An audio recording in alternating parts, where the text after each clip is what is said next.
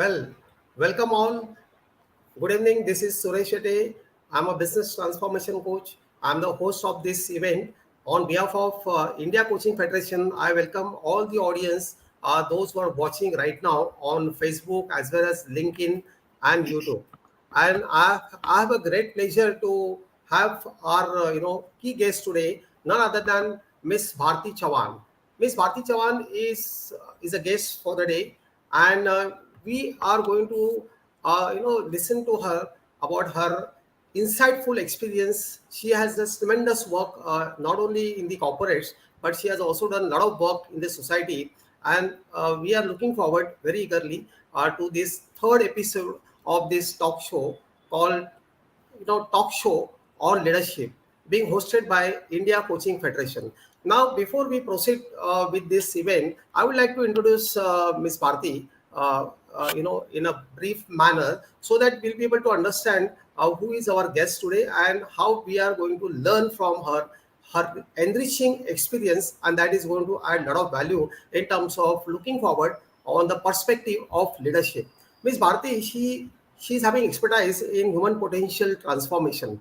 She had worked in corporate for more than 18 years, and currently she is also a mind coach.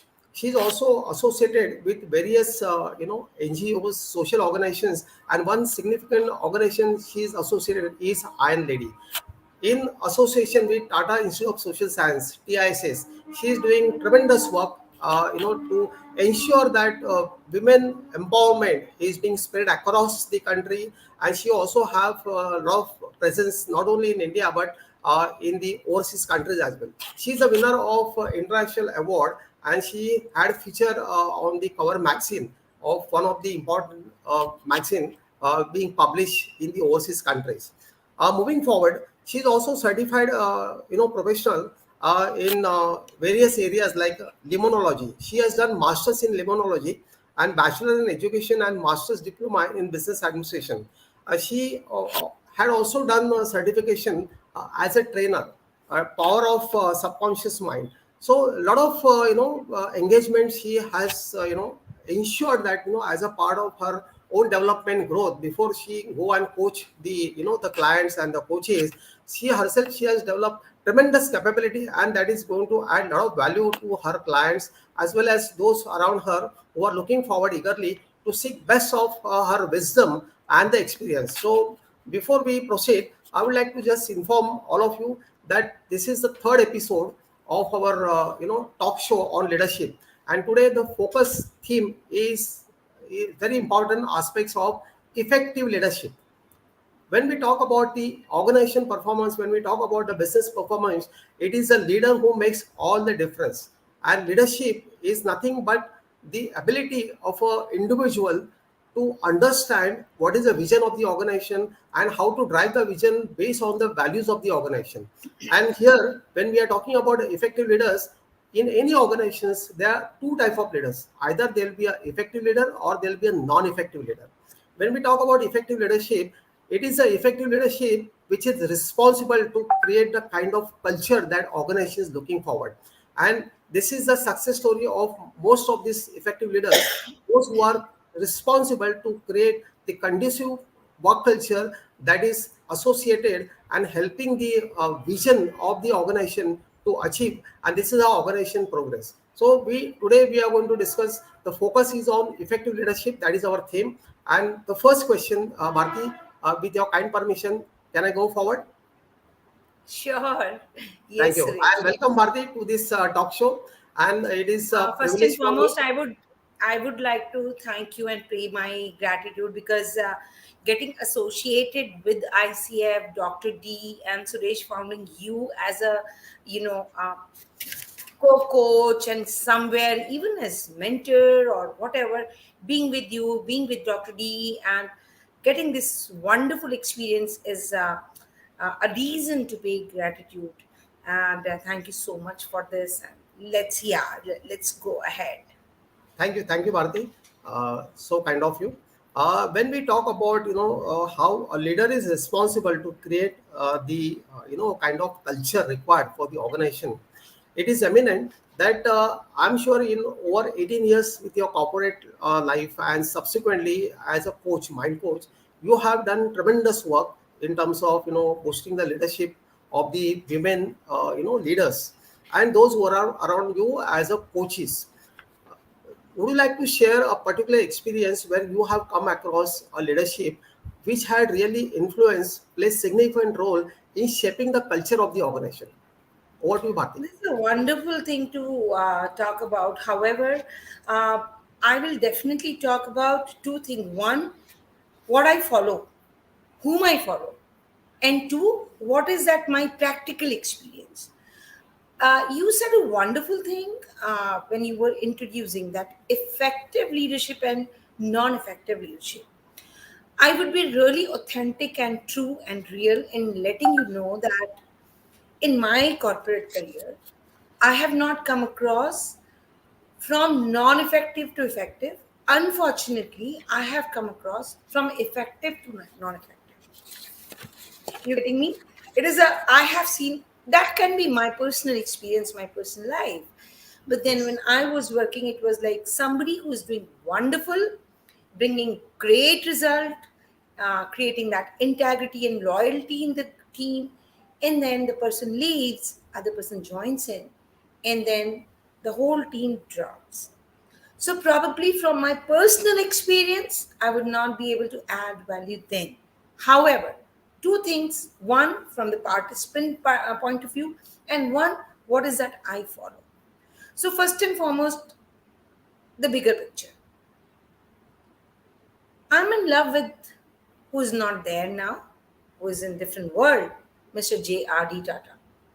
So when we talk about Mr. J.R.D. Tata, you know that he was the one, the very first time he took airlines, and then he was the one who, who got awarded as Bharat Ratna. So I have gone through his statement that I'm not looking forward for a rich India. My dream is a happy India. Now it has a roots, okay, what I'm saying, how I understood his statement. Because today, if you make a research on happiness quotient across the world out of those 140, 150 countries, now 143 I know and later on added, so plus minus 150 countries, we as Indian, we come somewhere around late 90s, 96, 97 is our ranking. Now, if it has changed, I do not know today, as on date.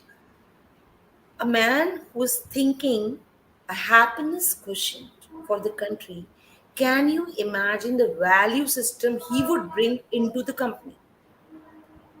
So, this thought process of that person was totally, inception happened in the company when the Tata group of companies started getting into it, and then probably it was as a legacy it was given to Ratan Tata. The Tata is a company where people love to get retired. They don't look, they don't hop because of the better promotion, better salary hike, this, that, so and so. That belongingness, which is so close to Japanese working, that belongingness towards the company is so much so high that the rate of attrition, if you make a research on this, is lesser in Tata group of companies than the other companies. So this was one of my research topic. After I got introduced to, one leadership I have been with, and the other leadership takes over, and the team goes down. That was the time I got into the research pattern and why does this happen. And this is one example wherein I say that leadership brings that foundation, that root to the organization, to the group of companies, to the huge impact. And then people, they follow. This is Yes. one thing. Certainly. So it is from the bigger picture, right? Now, number two, I'll take an example of my own participant. Uh, she's an ex IBM, uh, now in PwC. I have seen her. transforming the entire team, to the extent that not only she got uh, global appearance and visibility, however, she came across with a whole team to get the global visibility. Now, how is that? Just in syncing with the value system of the organization, right? So, the moment she started getting into that, when she started thinking about the team, when she started thinking about growing as a team, it's a the smallest example I can give. A team lead, a senior team lead to the director, and from the director, the one level up, the kind of a transformation she brought to entire team was an eye opener to me. And she was just, I'm a mentor to her. This is what the result which can come in when you are that slot of effective leadership.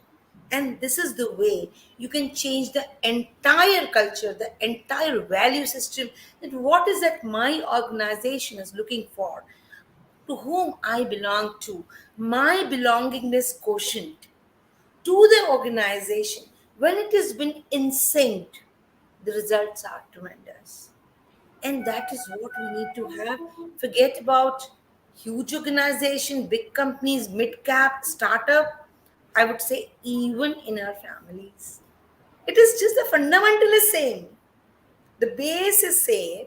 How to incorporate. So this is what my view on this, what you asked, Suresh, and I would love Yeah, you to add something in case you want to add something to it. sure. Thank you, Arti. I think that is wonderful explanation, and especially you have quoted the example of Tata's, because I'm also being ex-Tata. What I can say is that people are not, sticking to any organization only for the sake of salary or money or the CTC, what we call compensation and benefit. But there are so many factors which are driven, such as, like for example, value system. There are certain organizations in the world, they are known for their value system, and those organizational values are aligned with the individual values of the employees. It really creates wonder, and the employees will not feel like leaving that organization, because not many people are working for the sake of money or the other benefits of perks. There are people who have their own convictions, they have their own value system. When they find that their value system is aligned with the organizational values where they are associated, the chances are they are going to continue in the same organization. However, when we talk about the leadership, as you rightly said, leadership has so impactful and powerful influence within the organization, that it can really help to develop and shape the culture which is desired by the organization across the organization. And this is what, when we talk about a particular case study, we have mentioned one particular case, and that is so wonderful, because at the end of the day, what we have seen, that it is the leader's role, either who can make the organization or who can break the organization.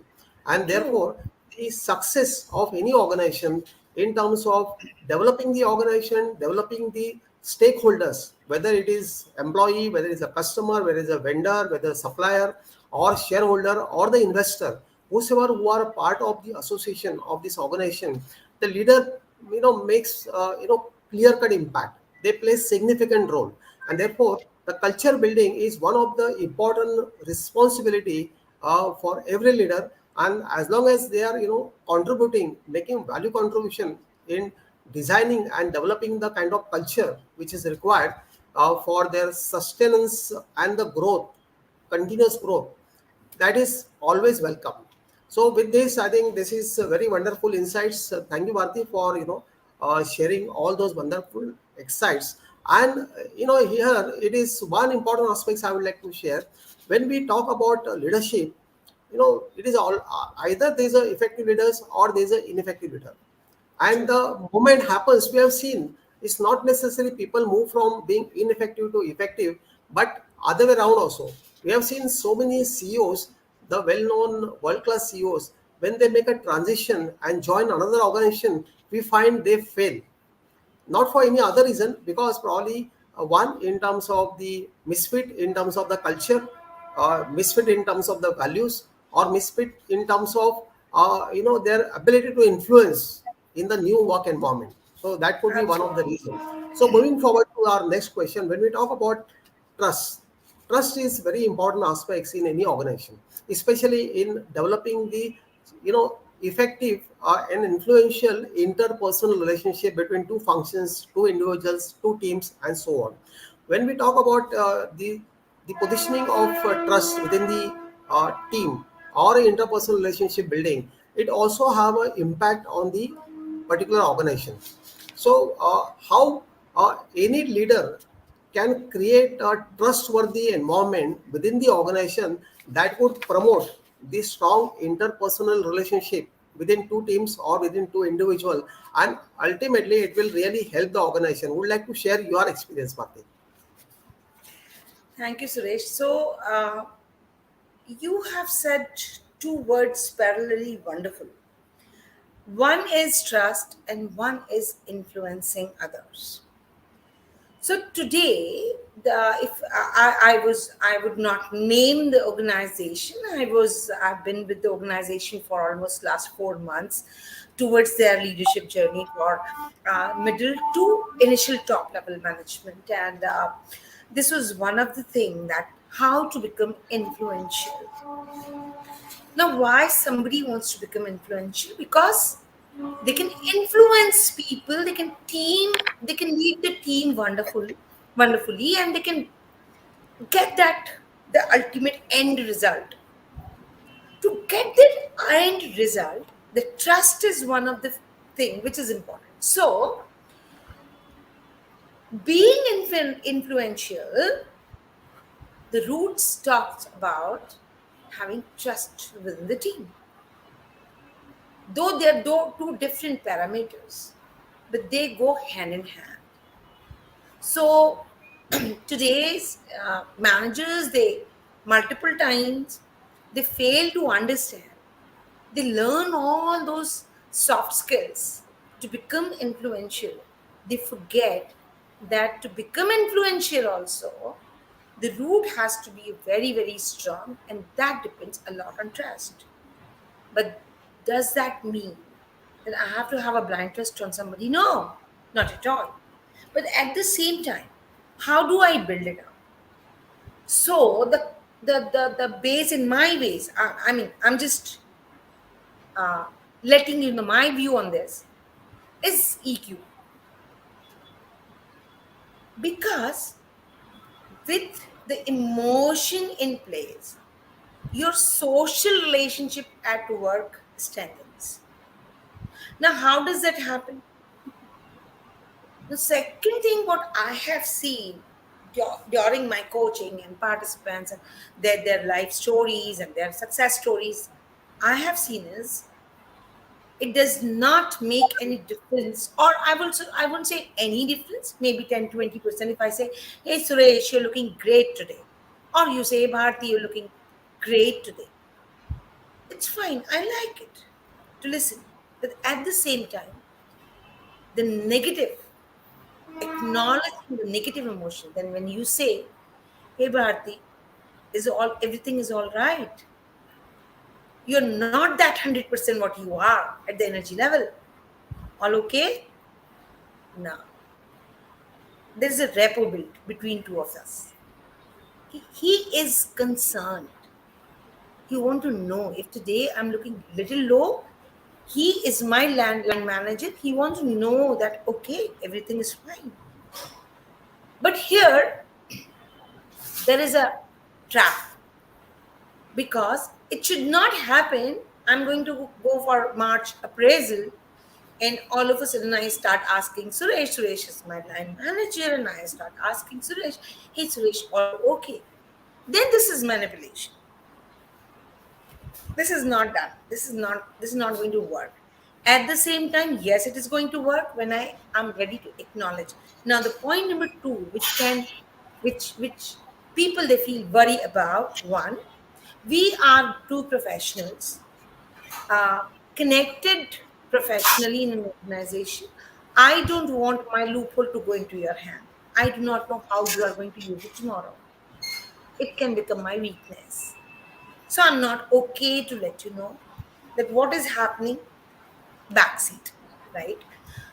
Number two is even if everything, you are a perfect person, you're a wonderful human being, a very pure and true soul.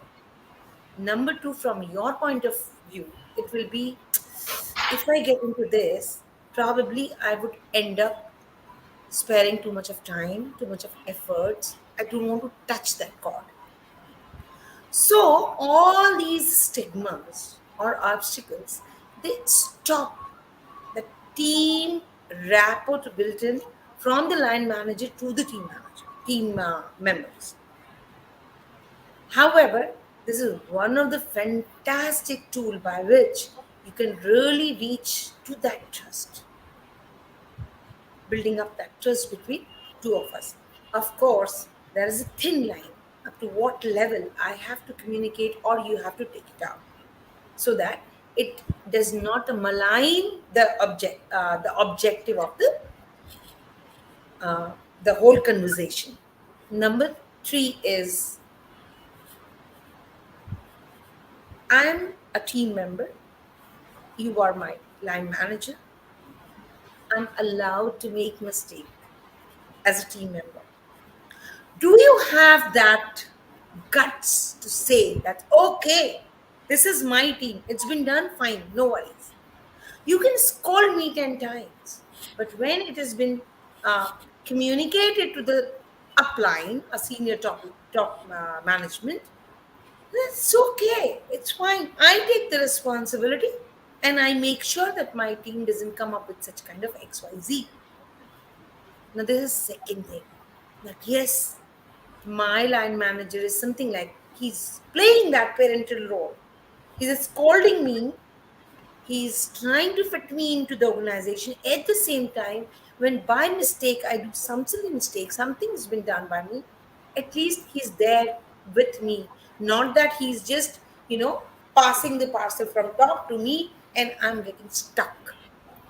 So these are few of the ways by which acknowledging the person's emotion, acknowledging the effort, being strong there in case some mistake happened, just being strong there at the same time, not creating those biases just to have a better control, like the Britishers did in India, divide and rule, and which is, believe me, let me tell you, there are multiple senior leaders I have come across. They believe in this to have a better control. Not this team get hand in hand because I will lose control. No. If your leadership is strong, a parental thought process, if you are into nurturing mode, nothing is going to happen. It is just your own insecurity which feels that don't let them come together.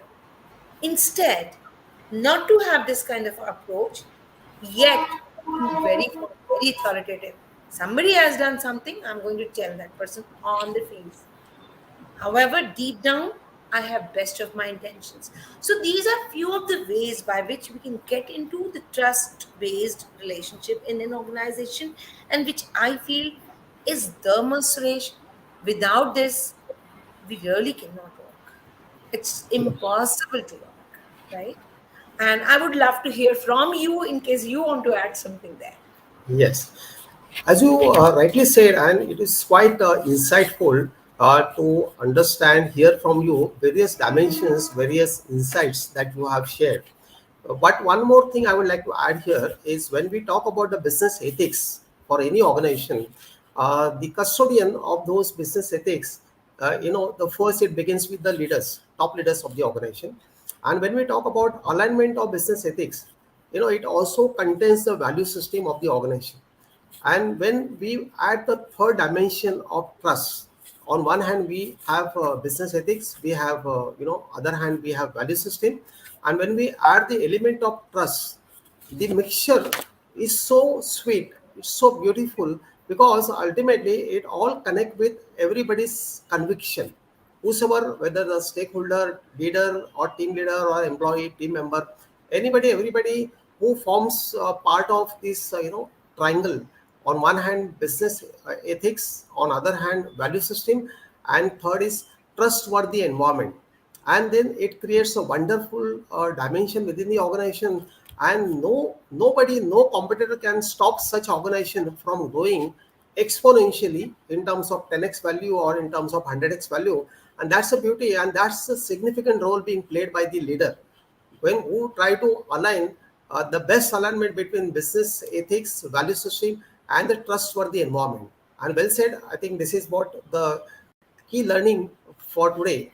Moving forward with the third and final question, Bharti, when we talk about creating a vision is essentially the responsibility of the board.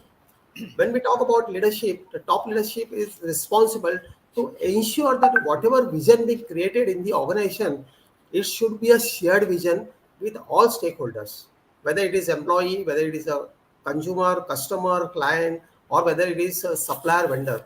Everybody must carry the same perspective, same force, same elements. Then only this vision becomes a shared vision, and everybody contributes towards the success of the organization when you achieve the vision. So in this connection, how an effective leader can really play important role in creating a shared vision with all stakeholders within any organization or any business.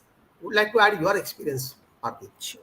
So, first and foremost, my belief is if you don't have a vision, you're not a right leader, to be very frank. I have not seen a single leader till today, be it political, professional, entrepreneurial, or corporate, or whoever, not a single leader who is really doing well without a purpose, without a vision.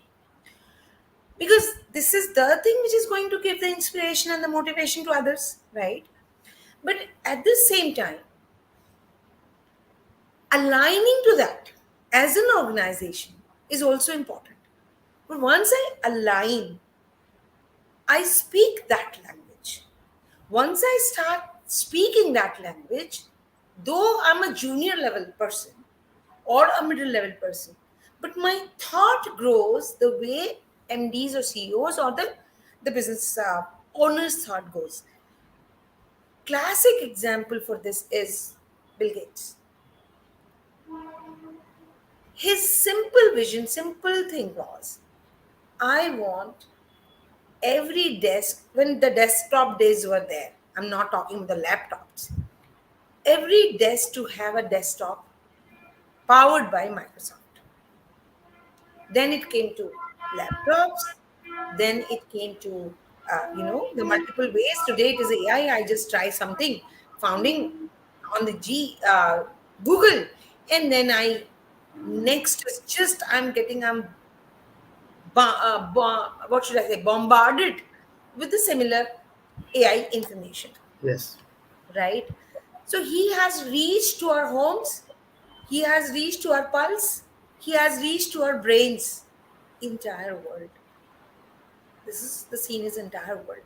This is what is the meaning of Microsoft.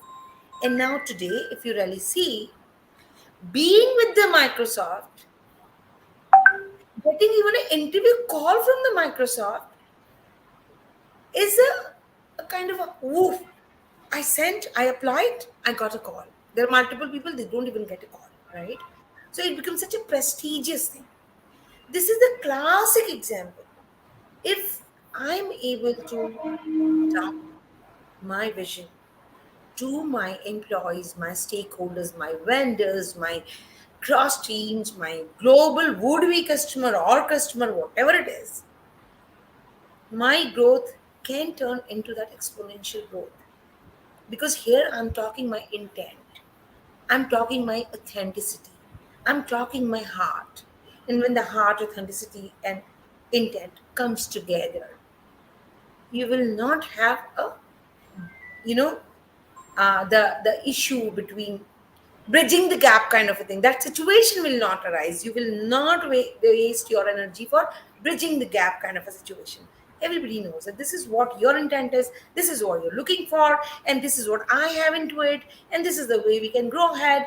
However, I need to be aligned, and I need to be aligned as a responsibility of my leader who is bringing this to me. So it is like in my child, why, what kind of a value I want to imbibe. It is in my hand. Simple. So it is that simple. We have made it very complex, that's a different thing. It is that simple. What is that value I want to invite into my child? That's it. That sets the culture, and that sets the growth and the success.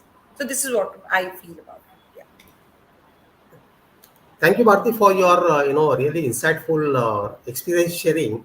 And we also see, okay, when any leader who is serious about taking the organization to the next level, the first and foremost thing that he has to focus on the vision, and it is essential not only for the leader, for his team as well, that they carry the same vision with the same spirit and the same element, so that the realization of vision becomes very easy. Of course, the path ahead is not so easy. It's not a catwalk or the the easy aspects, because we always say the success line cannot be the same. It has to it up and down and so on, right, back and forth and so on. So I think at the end of the day, what we are saying, that effective leader is one who has tremendous capability, who has got tremendous influential ability and skill to create that aura within the organization. And when he create that aura, the wow feeling, and he influence the mindset of the team members to be a part of the vision, it leads to the shared vision. When everybody Absolutely. own up, it's all about ownership. It's not about only the vision belongs to the board, or vision belongs to the CEO or the senior leadership.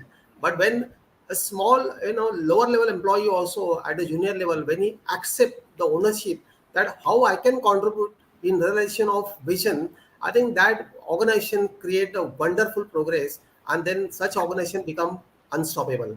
So we have quite interesting discussion. We could have really liked to move forward with so many other questions, but time constraint is such that we have to value everybody's time, and we have the focus in terms of what are the key elements in terms of progressing and ensuring that leadership is an evolving process.